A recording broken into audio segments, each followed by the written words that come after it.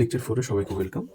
তো আমরা আমাদের প্রিভিয়াস লেকচারে ম্যাগনেটিক ফ্লাক্স সম্পর্কে স্টাডি করেছিলাম। তো আজকে আমরা লেকচার 4 এ ম্যাগনেটিক ফ্লাক্সের উপর একটা প্রবলেম সলভ করব। কিছু নিউমেরিক্যালস দেখব এবং সেগুলোতে আসলে কি বোঝানোর চেষ্টা করা হয়েছে, কনসেপ্টগুলো কেমন সেগুলো নিয়ে আমরা একটু ডিসকাস করব সলভ করার সাথে সাথে। আচ্ছা, তাহলে স্টার্ট করা যাক।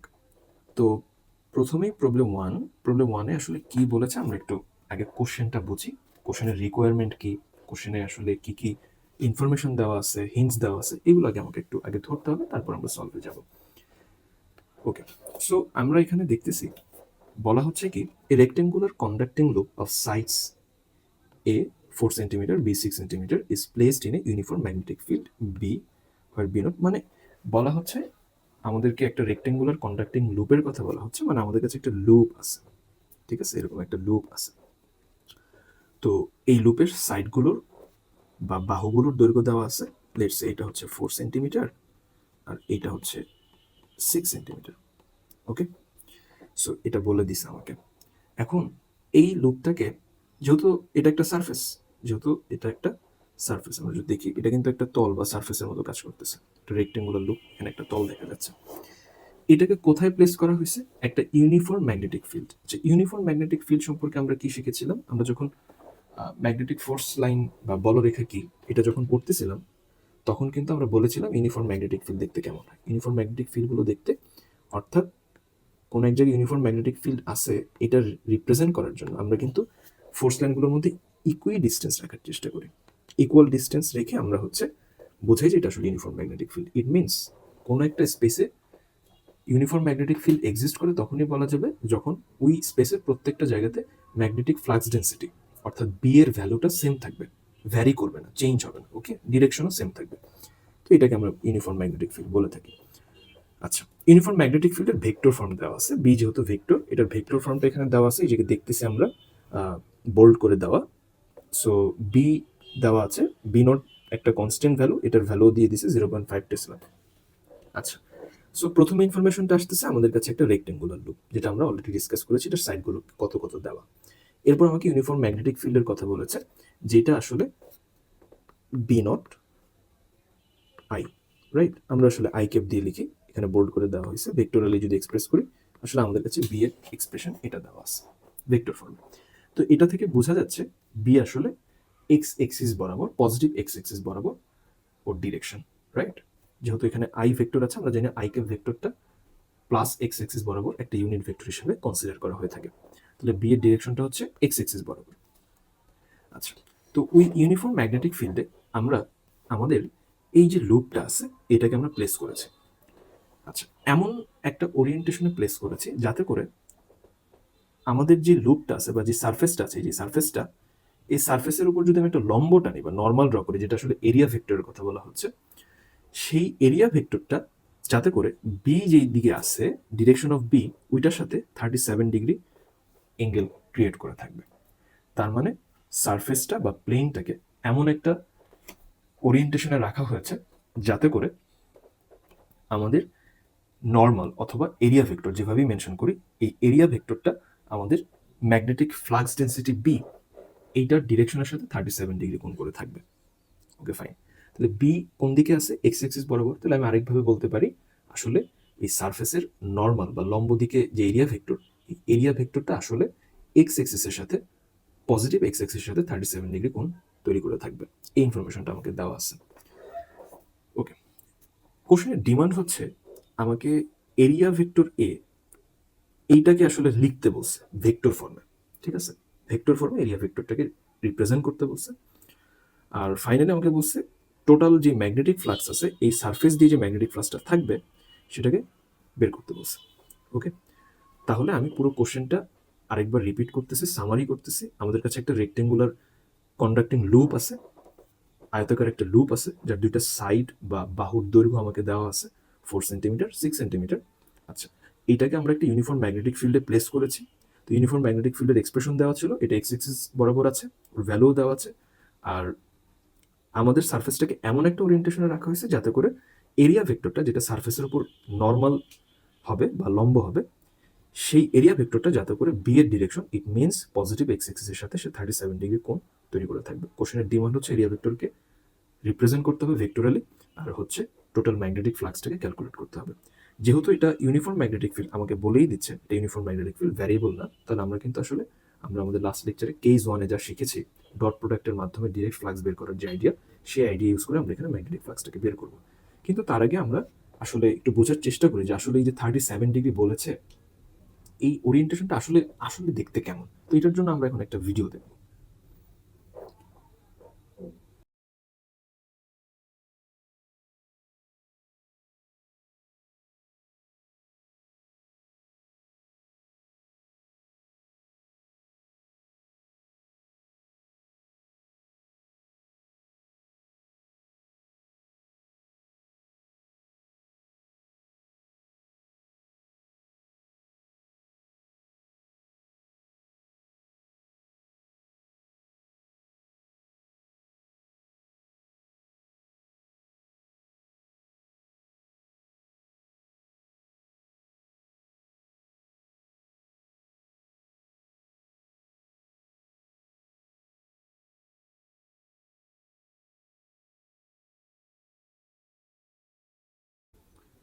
আই থিঙ্ক ভিডিওতে আমরা দেখতে পারলাম যে আসলে কিভাবে আমাদের এই সারফেসটা কি ওরিয়েন্টেশনে আছে।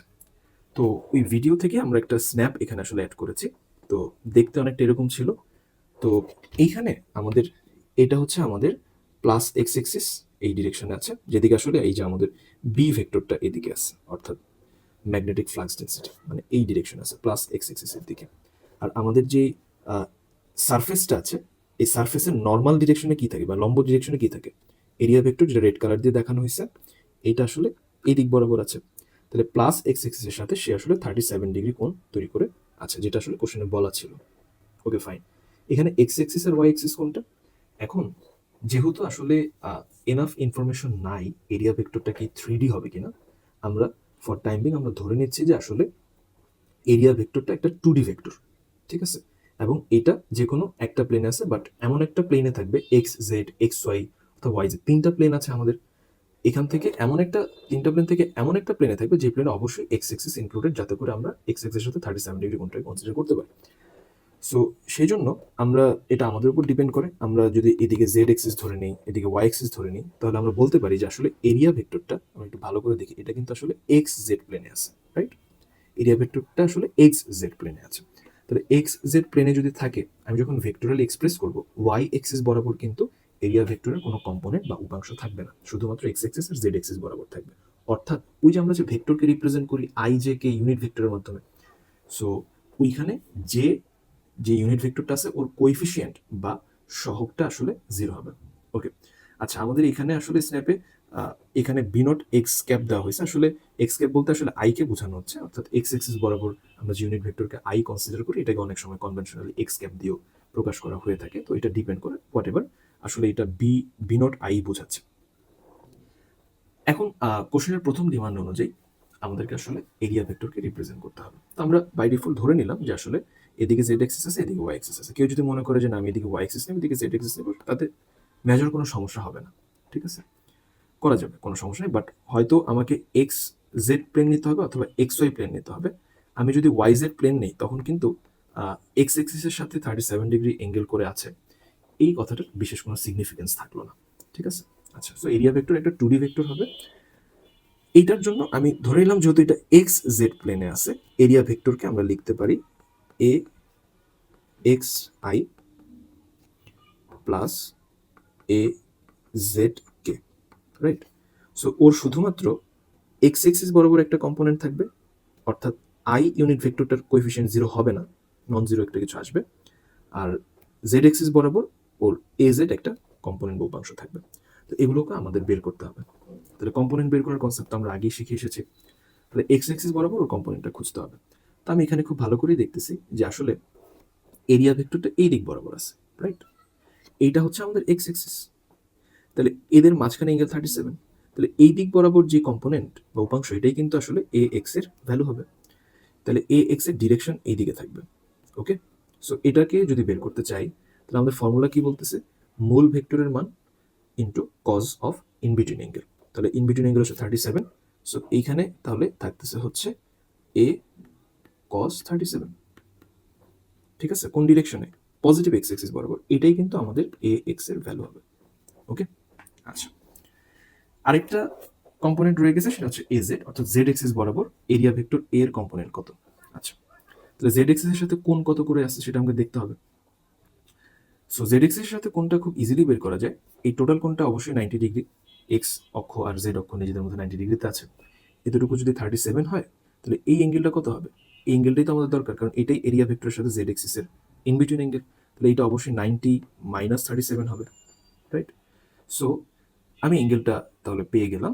সো এই দিক বরাবর তাহলে এরিয়া ভেক্টর এর কম্পোনেন্ট কত হবে? A cos of 90 minus 37, it means quadrant change করে লিখলে A sine 37, right? A sine 37 degree, cos 90 minus 37 sine 37 হয়ে যাবে, একই কথা। আচ্ছা, সো আমি এই যে ভ্যালুটা বের করেছি, এটাই কিন্তু আসলে এ জেড। তাহলে আমি কিন্তু আমাদের এরিয়া ভেক্টরকে এখন খুব সুন্দর করে লিখতে পারবো, ঠিক আছে? তাহলে area vector a cos 37 i plus a sine 37 কে। ওকে, প্রশ্ন হচ্ছে এ বলতে কি বোঝানো হচ্ছে? তাহলে এ কি ছিল? Area vector. আর আমরা জানি এরিয়া ভেক্টরের ভ্যালুটাকে, যেই সারফেসের উপর এরিয়া ভেক্টরকে দেখানো হচ্ছে, ওই সারফেস বা প্লেনের এরিয়া বের করতে হবে। তাহলে আমাদের সারফেস বা প্লেন কোনটা? এই যে গ্রিন কালার শেড করে দেখানো হচ্ছে এটা, তাহলে এটার এরিয়া বের করলে ওইটা এ এর ভ্যালু হবে। তো ওইটার এরিয়া তো বের করা যাবে, কারণ আমাদের বলা হয়েছে যেটা আসলে একটা রেক্টেঙ্গুলার সারফেস। রেক্টেঙ্গুলার সারফেসের এরিয়া বের করা খুবই ইজি, দুইটা সাইড মাল্টিপ্লাই করে দিতে হবে, গুণ করে দিতে হবে। তাহলে এ এর ভ্যালুটা কি আসতেছে? এ এর ভ্যালুটা আসলে এখান থেকে আসতেছে হচ্ছে, যেহেতু এটা সেন্টিমিটারে আছে, আমরা এসআই ইউনিট কনসিডার করলে 0.04 ইন্টু 0.06 মিটার স্কোয়ার, এটা আসলে আমাদের এ এর ভ্যালু আসতেছে। আচ্ছা, তো ফাইনালি এটাকে যদি আমরা একটু ক্যালকুলেট করে দেখি যে কত আসতেছে, তাহলে আমরা কত পাচ্ছি, let me calculate it. So it almost 2.4 10 to the power -3 metre square. Okay, so finally আমি হচ্ছে এ, সরি, আচ্ছা হ্যাঁ ঠিক আছে, আমি উপর ভেক্টর চিহ্ন দিয়েছিলাম আসলে। ফাইনালি আসলে তাহলে এ কস 37 যদি একেবারে ক্যালকুলেট করে লিখি, তাহলে আসলে কত আসতেছে? সেটা হচ্ছে 1.91 10 to the power -3 I plus, আমি যদি এটার সাথে সাইন 37 ক্যালকুলেট করে লিখি, তাহলে আসতেছে হচ্ছে 1.44 10 to the power -3 k. So this is the final form or vector representation of the area vector. এটা ছিল কোশ্চেনের প্রথম ডিমান্ড, যেটা সেটা। ওকে, নেক্সট ডিমান্ড হচ্ছে কি, ফ্লাক্স বের করা। খুবই সহজ, আমরা ফ্লাক্সের ফর্মুলা কি জানি? ফ্লাক্সের ফর্মুলা আমরা জানি, phi is equals to a dot b, দুইটা ভেক্টরের ডট প্রোডাক্ট। আচ্ছা, সো অথবা এ বি কস থিটা, এটাকে কি লেখা যায়? A B cause theta. তা আমাদের কিন্তু এ এবং বি এর মধ্যবর্তী কোণ জানা আছে, কিভাবে আমরা জানি? আচ্ছা, এই যে এখানে প্রশ্নই বলে দিয়েছে। সো আমরা দেখতেছি যে আসলে এ ডিরেকশন এইটা, আর বি এই দিক বরাবর আছে, that means plus X axis বরাবর আছে। তাহলে ওদের মধ্যবর্তী কোণ কত? থিটার ভ্যালু 37 ডিগ্রি। আচ্ছা, তাহলে তো হয়েই গেল। সো সেই ক্ষেত্রে এ এর ভ্যালু তো আমরা অলরেডি বের করেছি, এর ভ্যালু আমরা এখান থেকে বের করে এসেছি, 2.4 10 টু দি পাওয়ার -3। আচ্ছা, বি এর ভ্যালু কি হবে? বি যেহেতু একটা 1D ভেক্টর, দ্যাট মিনস শুধুমাত্র এক্স এক্সিস বরাবরের কম্পোনেন্ট আছে, তার মানে হচ্ছে এক্স এক্সিসের যে কম্পোনেন্টটা, এটাই কিন্তু ওর ভ্যালু বা ম্যাগনিটিউড হিসেবে ট্রিট করা হবে, দ্যাট মিনস বি নোট যেই ভ্যালুটা। সো বি নোটের ভ্যালু আমাকে 0.5 টেসলা বলে দিয়েছে, তাহলে এটাই কিন্তু আসলে বি এর ভ্যালু হিসেবে কনসিডার করতে হবে, ঠিক আছে? Means 0.5 into cos in between angle হচ্ছে 37 ডিগ্রি, ওয়েবার হচ্ছে ফ্লাক্সের ইউনিট। সো এটাকে আমরা ক্যালকুলেট করে দেখবো যে কত আসতেছে, 2.4 10 to the power -3.5 to cos 37. Okay, so it almost 9.58 10 to the power -4 Weber. So this is the final result of flux. Okay, so now let's talk about problem 2. এখানে আসলে কি বলা হয়েছে? এই প্রবলেমটা একটু জটিল আসলে, তাই আমরা একটু চেষ্টা করি সবাই ভালো করে বোঝার। তো ফার্স্টে কোশ্চেনে কি চাইছে, কি দেয়া আছে সেটা একটু দেখি। আসলে এখানে বলতেছে কি একটা ফ্রি স্পেসে একটা ম্যাগনেটিক ফিল্ড আছে, ফ্লাক্স ডেন্সিটি বা ফিল্ড যাই বলি, এটার এক্সপ্রেশন দিয়ে দিছে ওরা, ভেক্টর ফর্মে এক্সপ্রেশনটা দিয়ে দিছে। তো আমাদেরকে ক্যালকুলেট করতে বলতেছে total magnetic flux through x is equals to 1, y from 0 to 1, z from 1 to 4। আচ্ছা, সো এই জিনিসটার মানে কি? এই জিনিসটার মানে বোঝার আগে বি নিয়ে কিছু কথাবার্তা বলে নিই। আমাদের যে ম্যাগনেটিক ফিল্ড দেওয়া আছে এইটা নিয়ে কিছু কথাবার্তা বলি। এই যে প্রবলেমটাতে যে বি দেওয়া আছে, magnetic flux density Y square I plus Z square J plus X square K, অবশ্যই আমরা দেখতেছি এই ভেক্টরটা একটা 3D ভেক্টর। তার মানে একটা 3 ডাইমেনশনাল কোঅর্ডিনেট সিস্টেমে আমি ওকে ডিফাইন করতে হবে। তো 3 ডাইমেনশনাল কোঅর্ডিনেট সিস্টেমে একটা পয়েন্টকে আমরা কিভাবে ডিফাইন করি? 3টা কোঅর্ডিনেট থাকে, x coordinate, y coordinate, z coordinate. Let's say আমাদের 3 ডাইমেনশনাল কোঅর্ডিনেট সিস্টেমের কোনো একটা পয়েন্ট হচ্ছে 1, 2, 3। That means x y z এর ভ্যালু কোরেসপন্ডিংলি 1, 2, 3। আচ্ছা, এই পয়েন্টটাতে বি কেমন হবে দেখতে? সো এইটা এক্স এর ভ্যালু, এটা ওয়াই এর ভ্যালু, এটা জেড এর ভ্যালু। আমি দেখতেছি এখানে ওয়াই জেড এক্স এগুলো কিন্তু এক্সিস্ট করে। তাহলে এই জিনিসগুলোকে যদি এখানে আমি রিপ্রেজেন্ট করতে চাই বা ভ্যালুগুলো বসাই দিতে চাই, তাহলে কিন্তু বি কত আসতেছে? 4i প্লাস 9j প্লাস কে, রাইট? এটা আসতেছে। একইভাবে আমি যদি ডিফারেন্ট কোনো একটা পয়েন্ট নেই, লেটস সে 2, 3, 1, একটু ঘুরিয়ে নিলাম, এই পয়েন্টের জন্য বি দেখতে কেমন হবে? আচ্ছা, so y square that means 9i, z square that means 1j 4k। আচ্ছা, খুব ভালো করে দেখা যাচ্ছে প্রথম পয়েন্টের জন্য ম্যাগনেটিক ফিল্ডের যে ভেক্টর পাওয়া গেল, দ্বিতীয় পয়েন্টের জন্য কিন্তু ডিফারেন্ট একটা ভেক্টর পাওয়া গেল। What it means? এটা বোঝাচ্ছে আমাদের এই ম্যাগনেটিক ফিল্ডটা কিন্তু কনস্ট্যান্ট ম্যাগনেটিক ফিল্ড না, ইউনিফর্ম ম্যাগনেটিক ফিল্ড না। এই 3 ডাইমেনশন কোঅর্ডিনেট সিস্টেমের এক একটা পয়েন্টে ওর ভ্যালু এক এক রকম আসবে, ডিরেকশন এক এক রকম আসবে, রাইট? সো এরকম একটা কেসে যদি কোনো প্লেনের ভিতর দিয়ে ফ্লাক্স বের করতে বলে, তাহলে প্লেনটা কিন্তু আসলে একটা পরিবর্তনশীল ম্যাগনেটিক ফিল্ড বা ভ্যারিয়েবল ম্যাগনেটিক ফিল্ডকে ফেস করতেছে। তাহলে আমাদেরকে কিন্তু আমাদের লাস্ট লেকচারে কেস 2 যে শিখেছিলাম আমরা, পরিবর্তনশীল চৌম্বক ক্ষেত্রের জন্য ম্যাগনেটিক ফ্লাক্স কিভাবে বের করতে হয়, সেই আইডিয়া ইউজ করতে হবে এই ম্যাথের জন্য, রাইট? আচ্ছা, বি সম্পর্কে আমরা কথাবার্তা বললাম। এখন আসি যে ফ্লাক্স বের করতে তো শুধু বি এনাফ না, আমার তো এরিয়াটাও জানতে হবে, প্লেন কোনটা বলতেছে, সারফেস কোনটাকে ডিফাইন করা আছে এটাও বুঝতে হবে। তো এইখানে সারফেসের আইডিয়াটা বোঝাটা একটু একটু জটিল। আই থিঙ্ক একটু ভালো করে দেখলে আমরা বুঝতে পারবো।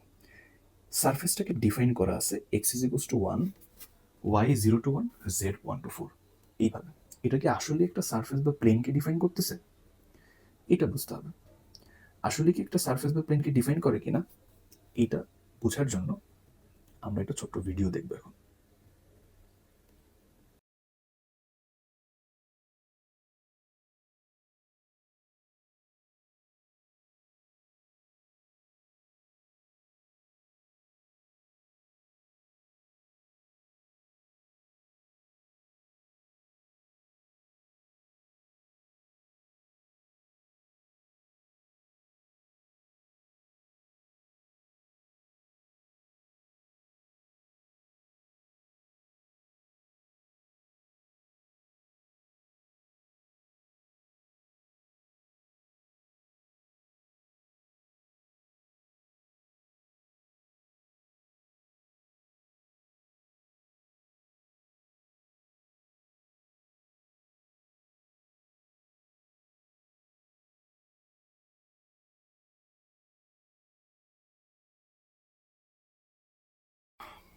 সো আই থিঙ্ক ভিডিও থেকে মোটামুটি একটা আইডিয়া পাওয়া গেছে যে প্লেনটা দেখতে আসলে কীরকম। তো আমরা একটু ডিটেলসে বোঝার চেষ্টা করবো যে আসলে প্লেনটা থেকে এরিয়া ভেক্টর কীভাবে ডিফাইন করা যায়, কারণ আমাদের আসলে মেইন কাজ এরিয়া ভেক্টর নিয়ে, রাইট? যেহেতু আমাদের পারপাস হচ্ছে ফ্লাক্সকে ডিফাইন করা, তো আমরা একটু ক্লিয়ারলি দেখার চেষ্টা করি যে আসলে প্লেনটা থেকে এরিয়া ভেক্টরকে আমি কীভাবে ডিফাইন করতে পারি। তো ওই ভিডিও থেকেই কিছু স্ন্যাপ এখানে অ্যাড করা হয়েছে। তো এখানে দেখা যাচ্ছে যে আসলে আমাদের যে প্লেন আছে এই প্লেনটা হচ্ছে আসলে এইটা, রাইট? এই প্লেনটা কিন্তু ওয়াইজেড যে প্লেন আছে আমাদের 3D কোঅর্ডিনেট সিস্টেমের যে ওয়াইজেড প্লেন, এই প্লেনটার প্যারালালি আছে, সমান্তরাল আছে, রাইট? আমাদের যে গিভেন প্লেনটা, এখান থেকেও সেম জিনিসই দেখা যাচ্ছে। এটা হচ্ছে ওয়াই এক্সিস, এটা জেড এক্সিস, তো এটা হচ্ছে ওয়াই জেড প্লেন, এটা প্যারালালি আছে হচ্ছে আমাদের গিভেন প্লেন বা সারফেসটা, রাইট? প্যারালালি আছে। আচ্ছা, তো আসলে এটাকে কিভাবে ডিফাইন করেছে আমরা যদি একটু দেখি, এটা কিন্তু একটা রেক্টেঙ্গুলার প্লেন, একটা রেক্টেঙ্গুলার সারফেস। আচ্ছা, যার জেড এক্সিস বরাবর লিমিট হচ্ছে 1 থেকে 4 পর্যন্ত, ওয়াই এক্সিস বরাবর লিমিট হচ্ছে 0 থেকে 1 পর্যন্ত, আর এক্স এর কোনো লিমিট নেই, একটা কনস্ট্যান্ট ভ্যালু দিয়ে দিয়েছে, এটা ভ্যারি করতেছে না, এটা এক্স ইজ ইকুয়ালস টু 1 থাকবে। তার মানে যেহেতু এই সারফেসে অনেকগুলো পয়েন্ট ড্র করা সম্ভব, অনেকগুলো পয়েন্ট ডিনোট করা সম্ভব, প্রত্যেকটা পয়েন্টের যে কোঅর্ডিনেট আছে, আমরা যে এক্স কমা ওয়াই কমা জেড আকারে যে কোঅর্ডিনেট লিখবো, সবার এক্স কোঅর্ডিনেট কিন্তু ফিক্সড হয়ে গেছে, that is x is equals to 1। এটা কিন্তু ভ্যারি করতেছে না। এই প্লেনে ভ্যারি করে কে, এক একটা পয়েন্টে থেকে আরেকটা পয়েন্টে গেলে ভ্যারি করবে, এক্স কোঅর্ডিনেটটা কনস্ট্যান্ট থাকবে, ভ্যারি করবে হচ্ছে ওয়াই কোঅর্ডিনেট আর হচ্ছে জেড কোঅর্ডিনেট, রাইট? আচ্ছা, সো এখান থেকে আরো ভালো ভিজুয়ালাইজেশন হবে। আসলে প্লেনটা দেখতে এরকম, এটা আসলে ওয়াই জেড প্লেনের ভিউ থেকে দেখানো হয়েছে। এখানে এক্স এক্সিসকে আসলে পিছনের সাইডে আছে, এখানে কোনো একটা দিক আছে, এটা দেখা যাচ্ছে না। তো ওয়াই জেড প্লেনের প্যারালি বা ভিউ থেকে যদি দেখি আমরা দেখতেছি যে আসলে ওয়াই এর লিমিট 0 থেকে 1 পর্যন্ত, এদিকে ওয়াই এক্সিস আছে, এদিকে ওয়াই এক্সিস আছে, 0 থেকে শুরু করে 1 পর্যন্ত এটা ভ্যারি করতেছে প্লেনটা, রাইট? তাহলে প্লেনের ভিতরে ওয়াই কোঅর্ডিনেট 0 থেকে 1 এর মাঝখানে কিছু একটা হবে, এর বাইরে যাবে না। আর জেড এক্সিস বরাবর 1 থেকে শুরু করে 4 পর্যন্ত, এর ভিতরে একটা যে কোনো জেড এর যে কোনো ভ্যালু আসলে থাকবে, রাইট? সো আমি যদি এইখানে একটা পয়েন্ট ডিফাইন করি, এটার এক্স কোঅর্ডিনেট সবসময় 1 হবে, ওয়াই কোঅর্ডিনেট র্যান্ডম কিছু একটা আসতে পারে, জেড কোঅর্ডিনেট কিছু একটা আসবে। আবার যদি এখানে যাই, এখানে কোনো একটা পয়েন্ট নেই, এখানে কিন্তু এক্স কোঅর্ডিনেট স্টিল 1ই থাকবে, ওয়াই চেঞ্জ হবে, জেড চেঞ্জ হবে। সো আমাদের যে সারফেসটা আছে, এই সারফেসটাতে কিন্তু ওয়াই আর জেডই শুধু ভ্যারি করতেছে। আচ্ছা, আমরা শুরুতে আমাদের ম্যাগনেটিক ফিল্ডটাকে ভ্যারিয়েবল বলছি, পরিবর্তনশীল বলছি। এখন এই সারফেসটাকে আদৌ পরিবর্তনশীল ম্যাগনেটিক ফিল্ডকে ফেস করে কিনা, এটাও একটা বোঝার বিষয়। ওকে, অবশ্যই ফেস করবে। কেন? কারণ লেটসে আমাদের যে সারফেসটা আছে, এটার উপরে এইখানে আমি কোনো একটা পয়েন্ট নিলাম। সো এই পয়েন্টটার কোঅর্ডিনেট কি হতে পারে? এক্স কোঅর্ডিনেট তো 1। আচ্ছা, ওয়াই কোঅর্ডিনেট লেটসে আমি ছোট একটা ভ্যালু নিলাম 0.2। আচ্ছা, জেড কোঅর্ডিনেট হয়তো 1 পয়েন্ট সামথিং হবে, লেটসে 1.2।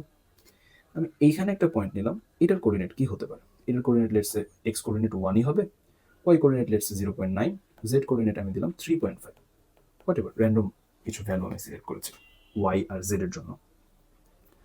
সো আমরা কিন্তু একটু আগে দেখেছি ম্যাগনেটিক ফিল্ড যেটা দেওয়া, এখানে কিন্তু y square, z square, x square এগুলো কিন্তু এক্সিস্ট করে। That means point to point magnetic field কিন্তু ভ্যারি করতেছে, ওর ভ্যালুও চেঞ্জ হবে, ওর ডিরেকশনও চেঞ্জ হবে, রাইট?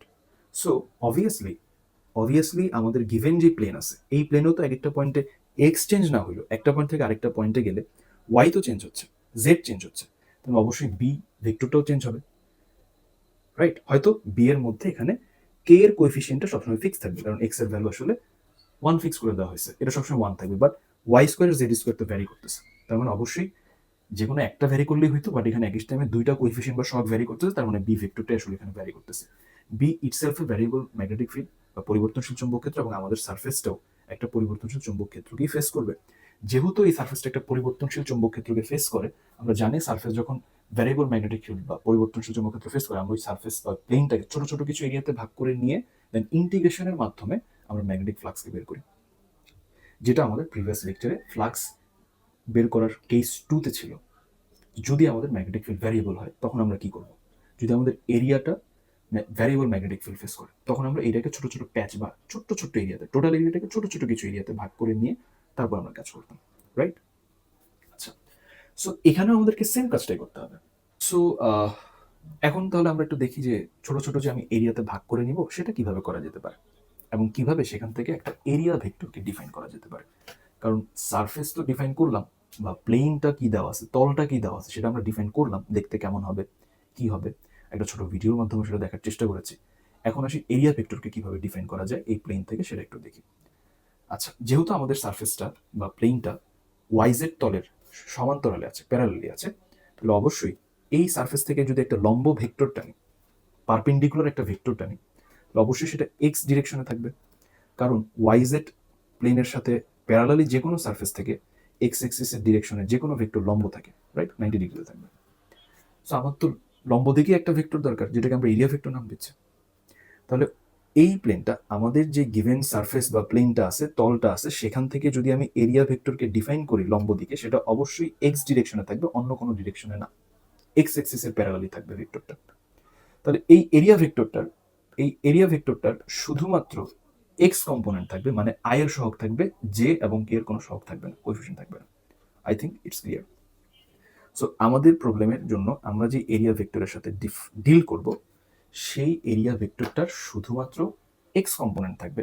ইট মিনস এক্স অক্ষ বরাবর উপাংশ থাকবে, আর কোনো উপাংশ থাকবে না, ওয়াই বা জেড কিছু থাকবে না, কারণ এটা ডিরেক্টলি এক্স এক্সিসের প্যারালাল বা এক্স অক্ষের বরাবরই আছে। আই থিঙ্ক এই জিনিসটা আমি ধরতে পেরেছি। এখান থেকে খুব সুন্দরভাবে দেখাচ্ছি, আমি আবারও দেখাচ্ছি। এদিক থেকে লম্ব টানে এটা আসলে এক্স এক্সিস বরাবর থাকবে। তাহলে এই এক্স এক্সিস বরাবর যে কোনো ভেক্টরকে আমি i into something, I mean ওর ম্যাগনিটিউড ইন্টু আই, এভাবে কিন্তু আমি লিখতে পারি, রাইট? এখন আসে ছোট ছোট এরিয়াতে ভাগ করার যে কেসটা, সেটার জন্য আমরা একটু সামনে যাই। লেটস আমাদের যে এরিয়াটা ছিল, আই মিন সারফেসটা ছিল, এটা হচ্ছে এটা হচ্ছে আমাদের সেই সারফেস। একটু বড় করে নিই। এখান থেকে আমি একটা ছোট্ট সারফেস নিব, একটা ছোট্ট এরিয়া নিব, সরি, এটা ছোট্ট এরিয়াটা কতটুকু নেওয়া যেতে পারে, লেটস সে এখান থেকে আমি একটা ছোট্ট এরিয়া নিলাম। ওকে, ছোট্ট এরিয়া নিলাম। আচ্ছা, সো এখন এই যে আমি এরিয়াটা নিছি, এটার একটা, এই ছোট্ট এরিয়াটা যে নিছি, ওর এরিয়ার একটা ভ্যালু আছে না? অবশ্যই আছে। আচ্ছা, খুবই ছোট নিয়েছে যেহেতু, আমি ধরে নিলাম যে আসলে আমাদের যে এরিয়াটা আছে, যেহেতু আমরা এই দিক বরাবর একটু আগে দেখলাম ওয়াই অ্যাক্সিস ছিল, আমরা ওই ওরিয়েন্টেশনে আছি, এদিকে জেড অ্যাক্সিস ছিল। সো আমরা ধরে নিচ্ছি যে এই সাইডটা, এই আমাদের ছোট্ট এরিয়াটার বা রেক্টেঙ্গেলটার এই সাইডটা হচ্ছে ডিজেড আর এই সাইডটা হচ্ছে ডিওয়াই। তাহলে ওর ক্ষেত্রফল বা এরিয়া কত আসতেছে? ওর এরিয়াটা আসতেছে হচ্ছে, লেটস আমরা এটাকে ছোট্ট এরিয়া বলতেছি ডিএ। ডিএ আসলে আসতেছে হচ্ছে ডিওয়াই ইন্টু ডিজেড। দুইটা সাইড মাল্টিপ্লাই করে দিতে হবে, কারণ এটা রেক্টেঙ্গেল, আয়তক্ষেত্র। এরকম অসংখ্য ছোট ছোট এরিয়া কিন্তু ড্র করা সম্ভব। এখানেও সম্ভব একটা ড্র করা ডিওয়াই ডিজেড, এখানেও সম্ভব ড্র করা। এই সবগুলো ছোট ছোট এরিয়াকে সাম করলে টোটালটা পাওয়া যাবে। তাহলে আমি যদি যে কোনো একটা ছোট এরিয়ার জন্য ফ্লাক্স বের করতে পারি, ছোট্ট ফ্লাক্সটা বের করতে পারি, ওইটাকে কিন্তু ইন্টিগ্রেশন বা সাম করলে টোটাল ফ্লাক্স চলে আসবে, রাইট? এই আইডিয়াটি কিন্তু ছিল আমাদের পরিবর্তনশীল চুম্বকক্ষেত্রের জন্য। ওকে, তাহলে আমরা ডিএ ডিফাইন করলাম, রাইট? ডিএ হচ্ছে আসলে ডিওয়াই ডিজেড, এটা হচ্ছে ওর ভ্যালু। প্রশ্ন হচ্ছে ডিওয়াই ডিজেড, এটা বুঝলাম, এখন আমাকে তো ডিএ কে একটা ভেক্টর ফর্মে আনতে হবে। তাহলে ভেক্টর ফর্মে যদি আনতে চাই, তখন আমি কি করব? একটু আগেই বলতেছিলাম এরিয়া ভেক্টর যেই সারফেস নিয়ে কাজ করব, ওই সারফেসের সাথে নর্মাল ডিরেকশন বা লম্ব দিকে থাকবে, পারপেন্ডিকুলার ডিরেকশন থাকবে। আবারও রিপিট করতেছি কি, যে এই লম্ব দিকটা কিন্তু এই দিকে, দ্যাট মিনস এক্স এক্সিস বরাবর। তার মানে হচ্ছে আমি যে ছোট্ট এরিয়াটা নিছি, ওর উপর থেকে যদি আমি এই পয়েন্ট থেকে যদি কোনো একটা এরিয়া ভেক্টরকে ডিফাইন করতে চাই, এটাও কিন্তু এক্স এক্সিসের ডিরেকশনেই থাকবে, এক্স এক্সিস বরাবর থাকবে। ইট মিনস আমি যখন ডিএ ভেক্টরকে ডিফাইন করব, এটা কিন্তু আসবে ডিওয়াই ডিজেড আই, কারণ এটা এক্স এক্সিস বরাবর ছিল, এটা এক্স এক্সিস বরাবর ছিল। এটা হচ্ছে আমাদের ছোট্ট এরিয়া ভেক্টর, ছোট্ট এরিয়া ভেক্টর। ওকে, ঠিক আছে। সো এখন এই ছোট্ট যে এরিয়াটা আছে, এইটার জন্য আমাদেরকে কি বের করতে হবে? ফ্লাক্স। যেহেতু এরিয়া ছোট, অল্প কিছু ম্যাগনেটিক ফিল্ড লাইন পাস করবে, ফ্লাক্সটাও ছোট হবে। আমরা এটাকে ডিফাই ধরে নিচ্ছি।